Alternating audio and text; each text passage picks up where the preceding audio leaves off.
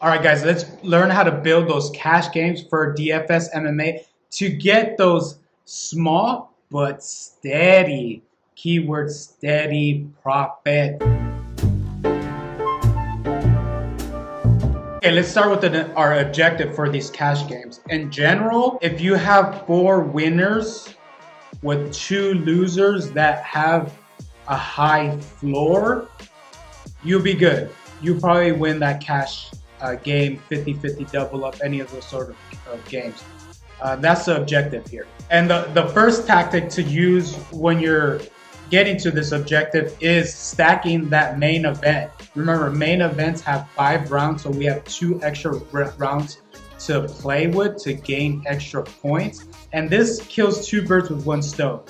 This will give us a guaranteed winner. Remember, we're looking for 4 winners. We get a guaranteed winner that. And one of 2 losers will be a high floor loser.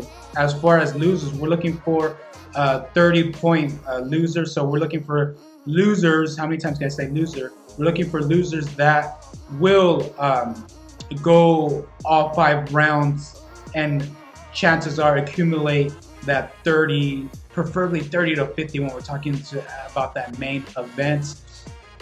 And when we're doing this, we're looking at the ITD line for the main event. In general, I like to have plus money on that. I look at the Vegas odds. Plus money is 50% or greater. But we got to be flexible here, as we do have to be, in general, when we're talking about DFS, it's not a black and white game. There is just a gray area. That's why it's a combination of a science and art here when we're talking about this sort of game. So if it's not at a plus money, I will make exceptions to a point if the rest of the card is looking great for cash lineup. The second tactic I like to use when we're trying to get that objective of 4 winners and 2 high scoring losers is the pump play. The pump play is going to take the spot for our second loser. And the pump play gives us 2 things. It gives us a low salary. It's going to be a low costing fighter. We're not expecting this fighter to win. That's the pump play. But we're looking for a low ITD line because we want this pump fighter to go all 3 rounds and get that 20 to 30 points. We don't want our fighter to get knocked out in the first damn minute and score us 1 point. That is not good for cash games. It's not good for anything in general. When we're talking about this pump play, I preferably like to play women's MMA because women's MMA tend to be low ITD lines. Also, women's MMA is pretty unpredictable, so your pump play in women's MMA has actually a pretty good chance to pull the upset and give you a winner, giving you actually 5 winners, which you will definitely win cash games with 5 winners and 1 loser. And finally, to wrap up our cash build, we're looking for 3 winners. Remember, our main event is giving us 1 guaranteed winner, so we're looking for 3 other winners. And with those 3 fighters, I like to look for a 67% chance of winning the fight or greater. That translates to a 2-to-1 favorite or greater. Also, don't overlook value. A lot of times Draftkings will misprice a fighter. Generally, they will price fighters based off of the win percentage. And there are times where they misprice it, where say 57% chance winner will be priced $300 too cheaply. Take advantage of that. In this case, you build multiple lineups, maybe have some of them having him and some of them not having him, because he doesn't fall into that 67% chance or greater.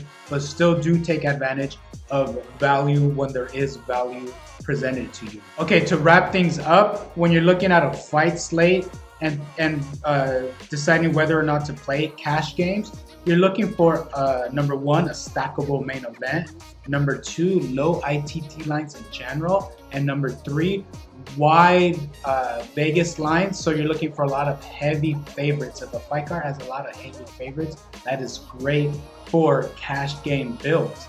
I'm gonna use an example here.